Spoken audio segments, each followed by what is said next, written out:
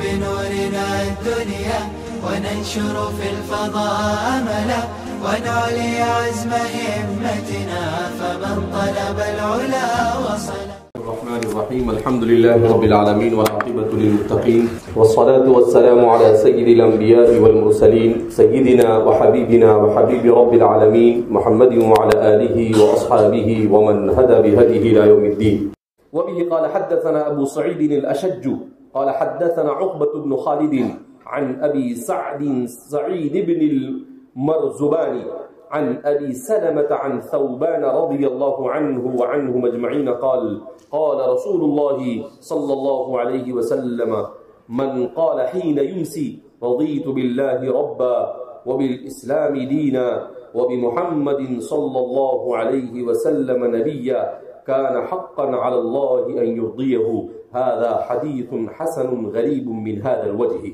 ابو سعید الاشج سے امام ترمذی رحمہ اللہ روایت کرتے ہیں اور وہ عقبہ بن خالد اور وہ ابو سعید بن المرزبان سے اور وہ ابو سلمہ سے اور وہ حضرت ثوبان رضی اللہ تعالی عنہ وعنہم اجمعین سے روایت کرتے ہیں کہ رسول اللہ صلی اللہ علیہ وسلم نے ارشاد فرمایا جو شخص شام کے وقت یہ پڑھ لے رضیت باللہ ربا وبالاسلام دینا وبمحمد صلی اللہ علیہ وسلم نبیا کان حقا علی اللہ ان یرضیہ تو اللہ اپنے اوپر واجب کر لیتا ہے کہ وہ اسے راضی کر دے.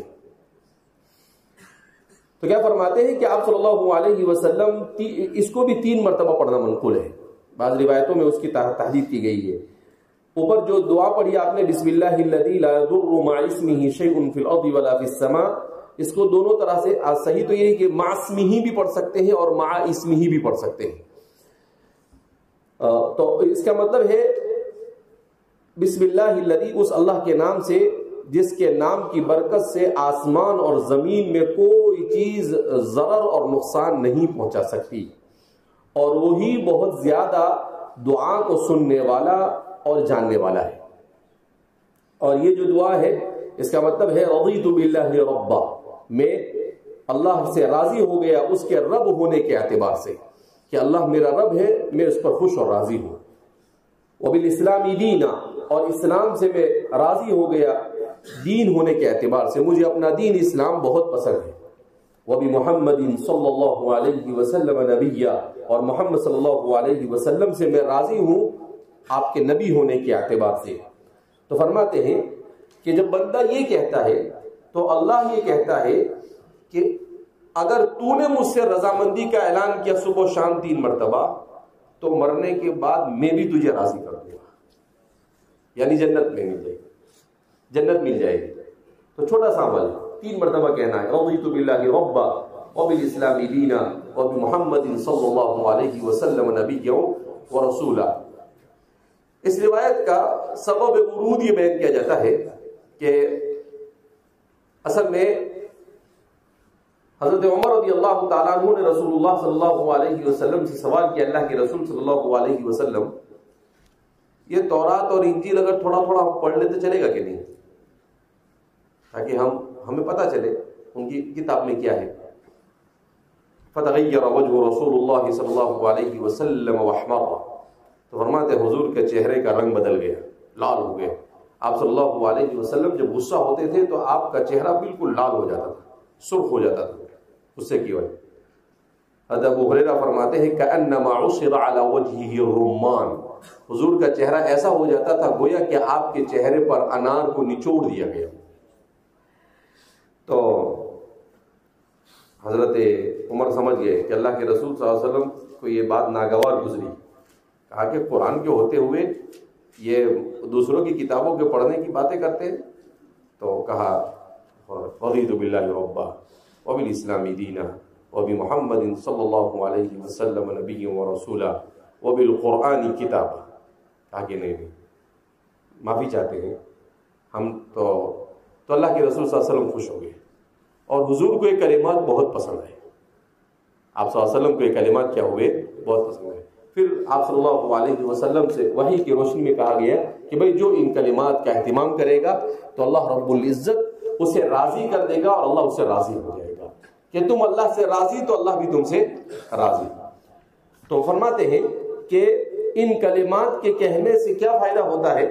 ہمارے شعراء فرماتے ہیں ان کلمات کے کہنے سے ایمان اور اسلام پر استقامت نصیب ہوتی ہے، کیونکہ آپ یہ کہہ رہے ہیں کہ میں اللہ سے راضی ہوں، مجھے کسی دوسرے معبود کی تلاش نہیں ہے، میں اسلام کو پسند کر چکا ہوں، مجھے کسی دوسری شریعت اور کسی دوسرے دین اور مذہب کی تلاش نہیں ہے، اور میں محمد صلی اللہ علیہ وسلم کو اپنا نبی مان چکا ہوں، مجھے کسی دوسرے ایرے گہرے اتے کھتے نتھے کی کوئی تلاش ہے نہیں۔ تو فرماتے ہیں کہ ظاہر سی بات ہے کہ اس سے ایمان میں استقامت کیا ہوتی ہے؟ پیدا ہوتی ہے، اس لیے اس کا بھی اہتمام کرنے کی کوشش کرنی چاہیے۔ اللہ ہم سب کو توفیق مرحمت فرمائے۔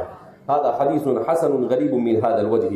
وبه قال حدثنا سفيان بن وكيع قال حدثنا جرير عن الحسن بن عبيد الله عن إبراهيم بن سويد عن عبد الرحمن بن يزيد عن عبد الله قال كان النبي صلى الله عليه وسلم إذا أمسى قال أمسينا وأمسى الملك لله والحمد لله لا إله إلا الله وحده لا شريك له أراه قال له الملك وله الحمد وهو على كل شيء قدير أسألك خير ما في هذه الليلة وخير ما بعدها وأعوذ بك من شر هذه الليلة وشر ما بعدها وأعوذ بك من الكسل وسوء الكبر وأعوذ بك من عذاب النار وعذاب القبر وإذا أصبح قال ذلك أيضا أصبحنا وأصبح الملك لله والحمد لله.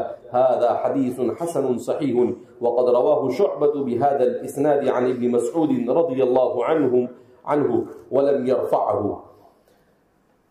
آپ صلی اللہ علیہ وسلم صبح شام کی دعاؤں میں دوسری اور تیسری دعا آپ یہاں پر ذکر کر رہے ہیں سفیان ابن وکیع کے حوالے سے، اور وہ جریر سے، اور وہ حسن ابن عبید اللہ سے، اور وہ ابراہیم ابن سوید سے، اور عبد الرحمن ابن یزید سے روایت کرتے ہیں عن عبداللہ، اور وہ حضرت عبداللہ ابن مسعود رضی اللہ تعالیٰ عنہ سے قال كان النبی صلی اللہ علیہ وسلم اذا امسا، جب شام ہوتی تو آپ صلی اللہ علیہ وسلم اس دعا کا اہتمام کرتے تھے امسینا وامسی الملک للہ، ہم نے اور پوری دنیا نے اللہ یعنی پوری کائنات نے اللہ کے لیے شام کی، اللہ کی مرضی سے اللہ کے حکم کے مطابق شام کی، والحمدللہ، اور ہم اس پر اللہ کی بے پناہ تعریف کرتے ہیں، لا الہ الا ہوا، اس کے علاوہ کوئی معبود نہیں، وحدہ، وہ تنہا ہے، لا شریک لہ، اس کا کوئی شریک اور ساجی نہیں،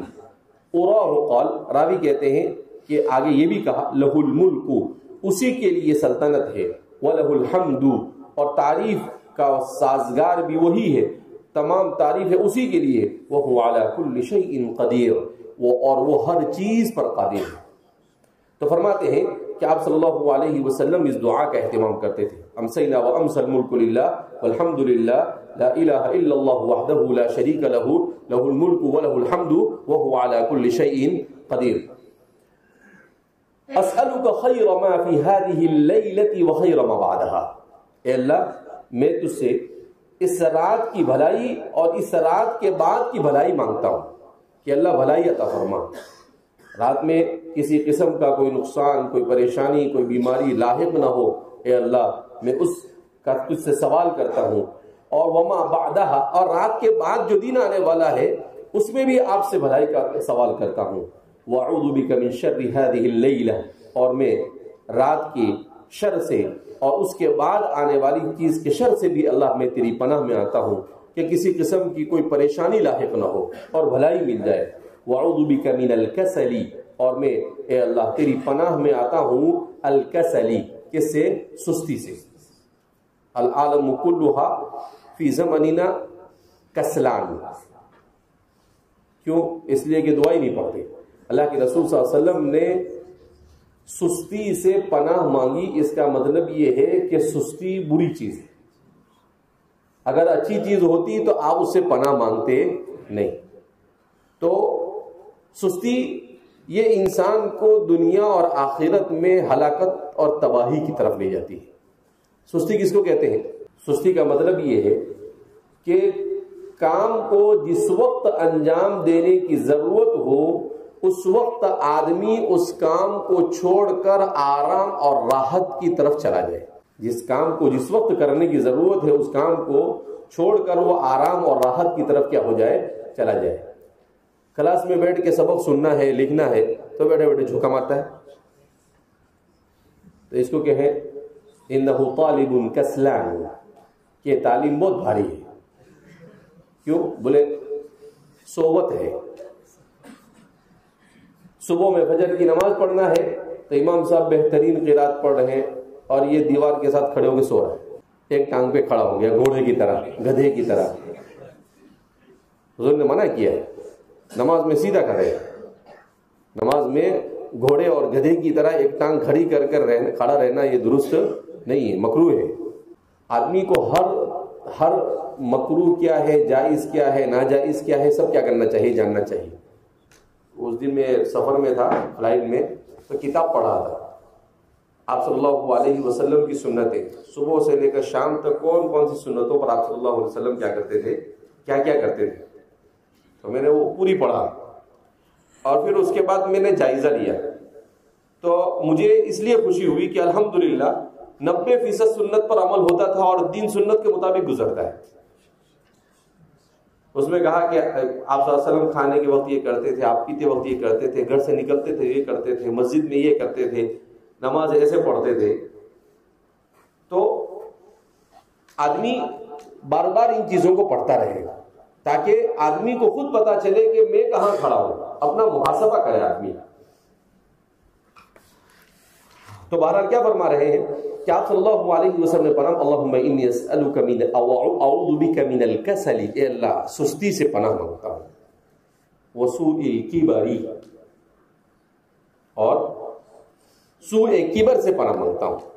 اس کے دو معنی بیان کیے. بعض حضرات نے کہا بڑھاپے کی بری حالت سے پناہ مانگتا ہوں، اور بعض حضرات نے کہا تکبر کی بری حالت سے پناہ مانگتا ہوں، اور بعض نے کہا کہ بھئی دونوں بھی معنی مراد ہو سکتا ہے. اوتی تو جوامع الکلم کا مطلب کیا ہوتا ہے؟ اچھا ہے دونوں معنی مراد دے سکتے ہیں آپ، اور بیک وقت دو معنی مراد دینے میں کوئی کسی قسم کا کوئی حرج ہے بھی نہیں. وَأَعُوذُ بِكَ مِنْ عَذَابِ النَّارِ، اور میں آپ کی پناہ میں آتا ہوں جہنم کے عذاب سے اور عذاب قبر سے. کہا کہ اللہ کی پناہ میں آتا ہوں. تو صبح میں اسی لیے آگے بھی آ رہا ہے وَإِذَا أَصْبَحَ قَالَ ذَلِكَ، اور صبح بھی آپ اس کو کہتے تھے. البتہ آپ اس طرح سے کہتے تھے أَصْبَحْنَا وَأَصْبَحَ الْمُلْكُ لِلَّهِ وَالْحَمْدُ لِلَّهِ لا الہ الا اللہ وحدہ لا شریک لہ لہ الملک ولہ الحمد وہو علی کل شیء قدیر.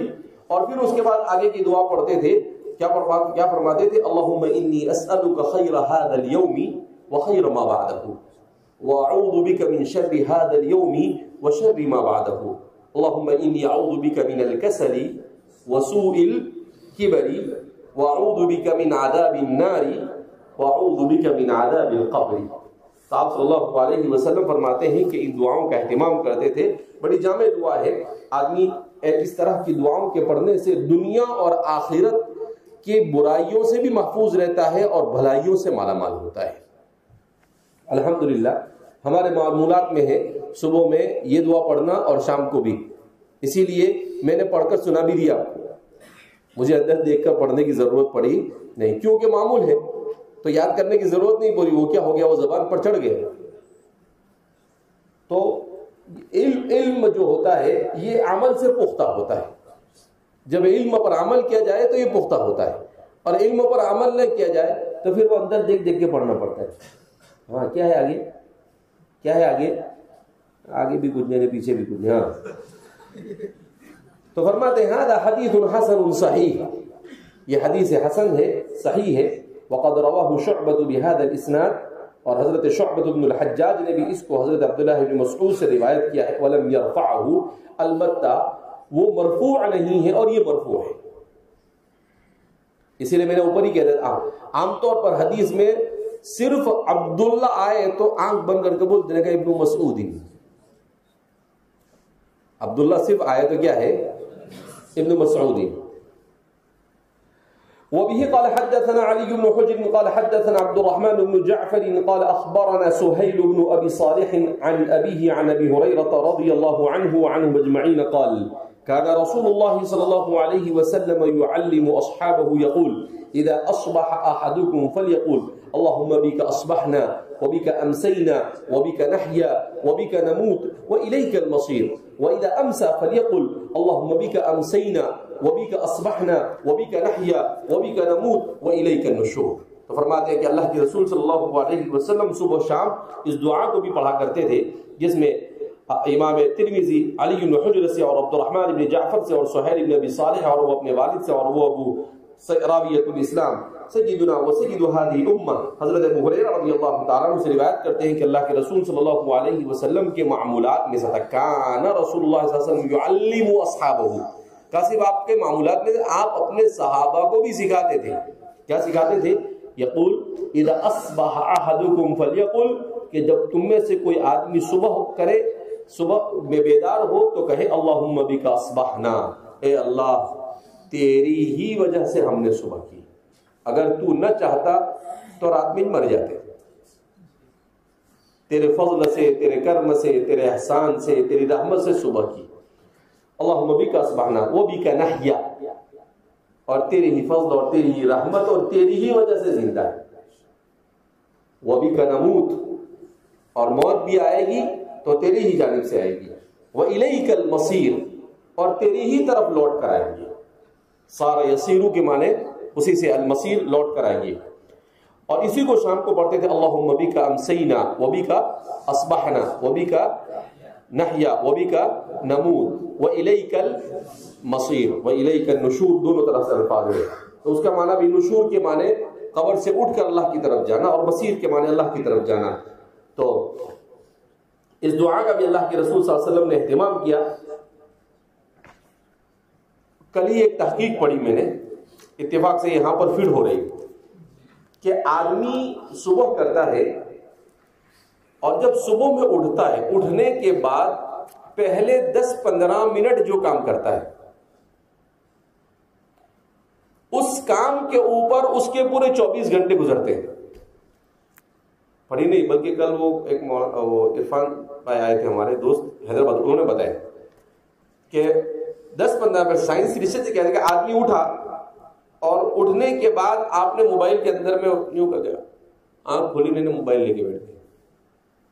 میرا معمول ہے الحمدللہ صبح میں 9 بجے تک موبائل کو ہاتھ نہیں لگاتا. کتنے بجے تک؟ 9 بجے تک. یہ شیطان کو چھونے کا نہیں. کیوں؟ اس کو آدمی ایک مرتبہ لے لیتا ہے تو پھر اسی کے اندر میں کیا ہو جاتا ہے، ڈوب جاتا ہے، سب چھوٹ جاتا ہے. تو میں نے معمول بنایا اس کو دوری رکھنے کا. تو آدمی کا پڑھنا، دعائیں، سب، اب آدمی اپنی روح کو سیراب کر لے، اس کے بعد آدمی جو کام کرنا چاہیے. تو فرماتے ہیں کہ صبح اٹھنے کے فوراً بعد جو عمل کرتا ہے اسی عمل کے مطابق پورا دن جاتا ہے.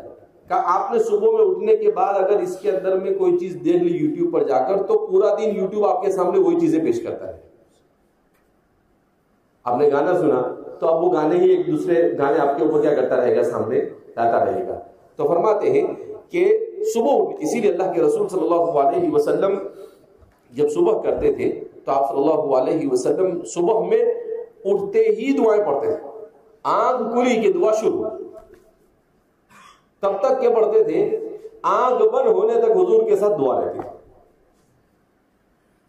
دعا سلاح المومن، اور ہتھیار ہمیشہ کہاں رہتا ہے؟ ساتھ میں رہتا ہے. تو اس لیے آپ صلی اللہ علیہ وسلم کے منقول ان دعاؤں کو صرف پڑھ کر چھوڑ نہیں دینا چاہیے کہ امام ترمذی فرصت میں تھے، بیان کر دیا ابواب الدعوات میں. اپنے پاس کہاں ٹائم ہے؟ ترمذی فرصت میں تھے تو ترمذی فرصت میں نہیں تھے. ان کو تو آنکھ سے دکھتا بھی نہیں تھا برابر. کہنا ضریر البصر، کیا تھے؟ ضریر البصر تھے، یعنی چشمہ تھا مگر اس زمانے میں چشمہ نہیں ملتا تھا، دکھتا بھی نہیں تھا صحیح. اور وہ آدمی اتنا بڑا کام کر کے جاتا ہے، علل حدیث کا امام بن کے جاتا ہے، اور تمام مذاہب کو بیان کر کے، فقہا کے مستدلات کو بیان کر کے کیا ہو جاتا ہے؟ قبر میں جا کے سو جاتا ہے. اسی لیے عربی کے اندر میں ایک بڑا اچھا جملہ ہے، کہتے ہیں نرحل ویبقى الاثر، کہ ہم تو اس دنیا سے چلے جائیں گے لیکن کچھ اچھا کیا ہوگا تو وہ باقی رہے گا. کچھ اچھا کیا ہوگا تو کتاب لکھی ہوگی، کوئی اچھے اخلاق سے پیش آئے ہوں گے، کسی کو پڑھایا ہوگا، کوئی نیکی کی ہوگی، تو وہ اس کے اثرات دنیا میں ہمیشہ کیا ہوتے ہیں؟ باقی رہتے ہیں. وبه قال حدثنا محمود بن غيلان قال حدثنا أبو داود قال أنبأنا شعبة عن يعلى بن عطاء قال سمعت عمرو بن عاصم الثقفي يحدث عن أبي هريرة رضي الله عنه وعنهم أجمعين قال قال أبو بكر يا رسول الله مرني بشيء أقوله إذا أصبحت وإذا أمسيت قال قل اللهم عالم الغيب والشهادة فاطر السماوات والأرض رب كل شيء ومليكه أشهد أن لا إله إلا أنت أعوذ بك من شر نفسي ومن شر الشيطان وشركه وشركه قال قله إذا أصبحت وإذا أمسيت وإذا أخذت مضجعك هذا حديث حسن صحيح. اب ظاہر سی بات ہے، جب حضرات صحابہ دیکھتے تھے کہ اللہ کے رسول صلی اللہ علیہ وسلم دعا کے عادی ہے، تو صحابہ بھی ایسے ہی سوال کرتے تھے، اپنے لیڈر اور اپنے قائد کو جیسا دیکھتے تھے اس سے ویسا سوال کرتے تھے. محمود بن غیلان سے امام ترمذی روایت کرتے ہیں، اور وہ ابو داؤد سے، اور وہ شعبہ سے، اور وہ یعلی بن عطا سے، اور وہ عمرو بن عاصم الثقفی سے، اور وہ راویۃ الاسلام سیدنا و سید هذه الامه حضرت ابو ہریرہ رضی اللہ تعالیٰ عنہ سے فرماتے ہیں حضرت ابوبکر صدیق رضی اللہ تعالیٰ عنہ نے کہا یا رسول اللہ، کہ اللہ کے رسول صلی اللہ علیہ وسلم مرنی بشیء اقوله اذا اصبحت واذا امسیت، کہ اللہ کے رسول صلی اللہ علیہ وسلم کوئی ایسی چیز مجھے بتا دیجئے جسے صبح شام میں پڑھتا رہوں، جب صبح ہو تب بھی پڑھوں اور جب شام ہو تب بھی پڑھوں، کوئی اچھی دعا سکھا دیجئے، ہمارے آسان الفاظ میں کہیں گے. قال، تو حضور نے کہا قل، اے ابوبکر کہہ، یعنی اس کا اہتمام کر صبح شام اور رات تین ٹائم پر، جیسے ڈاکٹر بولتا ہے نا صبح شام اور رات میں گولی لینے کی، تو آپ صلی اللہ علیہ وسلم بھی ایسے ہی فرما رہے ہیں کہ صبح شام میں، اور اذا اطیت مضجعک، جب اپنے کھاٹ پر آئے تب بھی. اس کو 4 مرتبہ پڑھنا ثابت ہے. کیا ہے وہ؟ اللہم عالم الغیب والشہادہ، اے اللہ تو غیب اور شاہد دونوں کا جاننے والا ہے. فاطر السماوات والارض، آسمان اور زمین کا خالق اور پیدا کرنے والا. رب کل شیء وملیکہ، تو ہر چیز کا پالنہار اور ہر چیز کا مالک بھی ہے. پالنہار بھی تو ہے اور اس کا مالک بھی تو ہے. اشہد اللہ، اس لیے کہ ہر چیز کا مالک حقیقی کون ہے؟ اللہ ہے. اشہد ان لا الہ الا انت، میں گواہی دیتا ہوں کہ تیرے علاوہ کوئی معبود نہیں ہے. اعوذ بک من شر نفسی، اے اللہ میں اپنے نفس کے شر سے تیری پناہ میں آتا ہوں. ومن شر الشیطان وشرکہ وشرکہ، اور میں پناہ میں آتا ہوں شیطان سے اور اس کے چیلے چپاٹوں سے. وشرکہ وشرکہ دونوں طریقے سے اس کو پڑھا گیا ہے کہ میں اس کے چیلے چپاٹوں سے پناہ. شرک ہی پڑھیں گے تو شرک سے پناہ مانگتا ہوں، اور شرک ہی پڑھیں گے تو شیطان کے چیلے چپاٹے. تو اللہ کے رسول صلی اللہ علیہ وسلم نے کہا اس لیے کہ انسان کو برائی کی طرف نفس لے جائے گا، یا شیطان لے جائے گا، یا چیلہ شیطان لے جائے گا. یہ 3 میں سے کوئی ایک چیز انسان کو برائی کی طرف لے جائے. تو کہا کہ صبح میں اٹھتے ہی اللہ سے پناہ مانگ کہ اللہ میرے اپنے نفس سے مجھے بچا. ان النفس لامارۃ بالسوء، یہ تو برائی ہی کی طرف گھسیٹ کے کیا کرتا ہے؟ لے جاتا ہے. شیطان سے مجھے بچا، اور شیطانی اس کے جو پارٹنر ہیں ان لوگوں سے بچا. قال قل اذا اصبحت واذا امسيت، کا اس کا اہتمام کر صبح اور شام. واذا اخذت مضجعك، اور اس وقت بھی جب تو اپنے خوابگاہ میں آئے، اور جب تو اپنی خوابگاہ کو پکڑے، یعنی بستر پر آ کر سوئے. کہا سونے سے پہلے بھی اس کو پڑھ لیا کر. یہ ہے روحانی ٹونک. ایسا ٹونک ہے روحانی ٹونک. کہا کہ دوا پینے سے آدمی اچھا ہو جاتا ہے، تو دعا اور ذکر کے کرنے سے روح اچھی ہو جاتی ہے. اللہ ہمیں اہتمام کی توفیق مرحمت فرمائے. الحمدللہ یہ بھی میرے معمولات میں سے ہے کہ صبح شام 4 مرتبہ اس کو پڑھنا حدیث میں ثابت ہے، تو اس کو 4 مرتبہ پڑھنا چاہیے. هذا حدیث حسن صحیح باب منه. وبه قال حدثنا الحسين بن حريث قال حدثنا عبد العزيز بن ابي حازم عن كثير بن زيد عن عثمان بن ربيعه عن شداد بن اوس ان رضي الله عنه وعنهم اجمعين ان النبي صلى الله عليه وسلم قال له الا ادلك على سيد الاستغفار اللهم انت ربی لا الہ الا انت خلقتنی وانا عبدک وانا على عهدک ووعدک ما استطعت اعوذ بک من شر ما صنعت ابوء لك بنعمتک علی وابوء بذنبی فاغفر لی فانه لا یغفر الذنوب الا انت. اللہ کے رسول صلی اللہ علیہ وسلم نے کہا، حضرت اوس فرماتے ہیں عن شداد ابن اوس، سداد ابن اوس فرماتے ہیں کہ حضور نے مجھ سے کہا الا ادلک علی سید الاستغفار، کہ اے شداد کیا میں تجھے سید الاستغفار نہ بتاؤں؟ سارے استغفار کا سردار، یعنی ایسے کلمات جو استغفار کرنے میں سب سے افضل ہے، سید کا مطلب. پھر حضور نے کہا کہ وہ یہ اللہم انت ربی لا الہ الا انت، اے اللہ تو ہی میرا رب ہے اور تیرے علاوہ کوئی معبود نہیں. خلقتنی وانا عبدک، تو نے ہی مجھے پیدا کیا اور میں تیرا بندہ ہوں.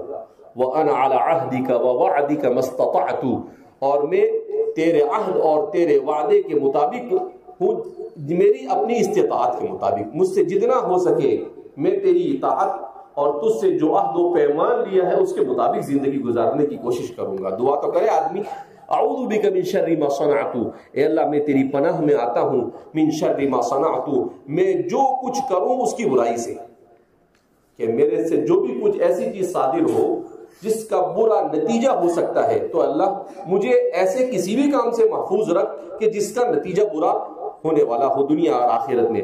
ابوء لک بنعمتک علی واعترف بذنوبی، اور فرماتے ہیں وابوء لک بنعمتک علی، اور تیری وہ نعمتیں جو تو نے مجھ پر کی، جو نعمتیں تو نے مجھ پر کی، میں ان نعمتوں کی ناشکری کروں. اللہ اس سے بھی پناہ میں آتا ہوں کہ اتنی نعمتیں تم نے دی تو تیری نعمت کی ناشکری مجھ سے نہیں ہونی چاہیے، میں تیری نعمتوں کا شکر گزار بندہ بن جاؤں. ایسے اسباب مہیا فرما. واعترف بذنوبی، اور میں اپنے گناہوں کا اعتراف کرتا ہوں. فاغفر لی ذنوبی، اے اللہ میرے گناہوں کو معاف کر. انہ لا یغفر الذنوب الا انت، اس لیے کہ گناہوں کو معاف کرنے والا تیرے علاوہ کوئی نہیں ہو سکتا ہے. فرماتے ہیں لا يقولها احدكم حين يمسي فياتي عليه قدر قبل ان يصبح الا وجبت له الجنہ. اللہ اکبر. اتنی معمولی سی دعا ہے، کوئی بہت بڑی دعا بھی نہیں ہے. حضور فرماتے ہیں لا يقولها احدكم، تم میں سے کوئی شخص اس کو شام کو کہے گا فیاتی علیہ قدر قبل ان یصبح، صبح ہونے سے پہلے اگر وہ مر جائے. قدرن اور قدرن یہ فرق ہے. قدرن کا مطلب اسے موت واقع ہو جاوے اور اس دنیا سے چل بسے. الا وجبت له الجنہ، مگر یہ کہ اس کے لیے جنت واجب ہو چکی ہوگی. کہا اس دعا کو پڑھو، سارے گناہ معاف کراؤ، اور اگر ٹپک گئے تو سیدھا جنت میں جا کے اٹک گئے. تو کیا فرما رہے ہیں؟ یصبح الا وجبت له، ولا يقولها حين يصبح فياتي عليه قدر قبل ان يمسي الا وجبت له الجنہ. صبح میں پڑھو گے اور موت آ گئی شام ہونے سے پہلے تو سیدھا جنت، اور شام کو پڑھو گے اور صبح ہونے سے پہلے اگر موت آ گئی تو سیدھا کہاں چلے جاؤ گے؟ جنت میں چلے جاؤ گے.